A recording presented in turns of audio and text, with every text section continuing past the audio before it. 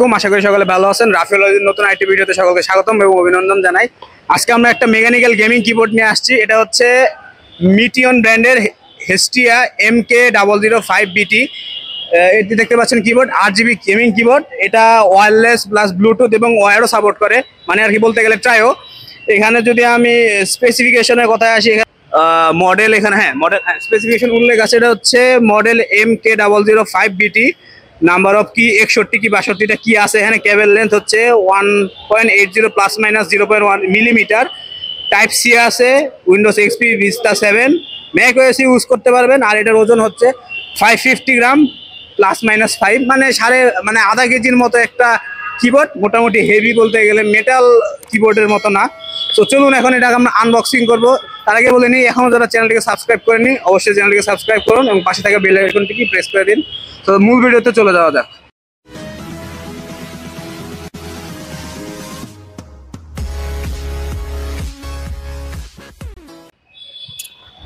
ওকে, এই হচ্ছে মূলত কিবোর্ডের বক্স।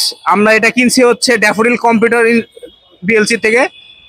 ড্যাফোডিলের একটা মানে আর কি, ড্যাফোডিল কম্পিউটার সম্পর্কে যদি জেনে থাকেন অবশ্যই জানবেন যে তাদের একটা আইডিবিতে ব্রাঞ্চ রয়েছে। আমরা এখন বর্তমানে আইডিবিতে আছি, আইডিবি ব্রাঞ্চের সামনে, মানে আইডিবি ভবনের সামনে আমরা বসে আছি এখন। তো চলুন এটা এখন আনবক্সিং করি। ওকে, এই হচ্ছে কিবোর্ডের বক্স। সিল কাটা রয়েছে, যেহেতু আমরা চেক করে নিছি, চেক করলে সিল কাটা দেয়। এই হচ্ছে কিবোর্ডটা হলো 60%, একবারে ছোট পিচ্ছি একটা কিবোর্ড, মানে চাইপা মজা পাওয়া যাবে। যাই হোক, কিবোর্ডে কি কি আছে তা যদি আপনাদেরকে দেখাই। কিবোর্ডে তেমন কিছুই নাই।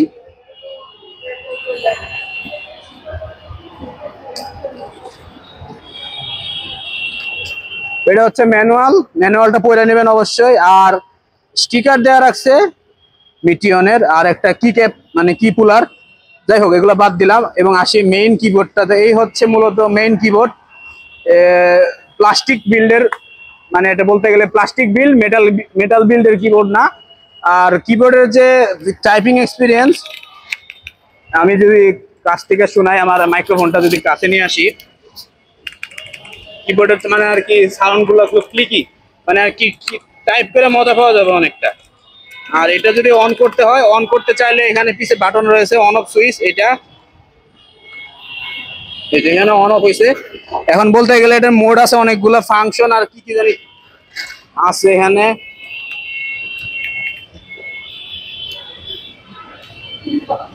মানে এটা ম্যানুয়াল না দেখেন আমি অপারেট করতে পারতেছি না। যাই হোক, দেখাতে পারলাম না আপনাদের। মানে এটা 8GB কিবোর্ড, আর এটা সম্ভবত এখন কানেক্টেড অবস্থায় আছে। আর এই বক্সের সাথে একটা তার আসে, টাইপ সি কেবল। এখানে যদি খুলে দেখেন, এখানে USB to type C port আছে এখানে। আপনারা এটা ইচ্ছা করলে ওয়াইড ভাবে ইউজ করতে পারবেন, ডেস্কটপে সরাসরি লাগিয়ে দিয়ে তাও ইউজ করতে পারবেন।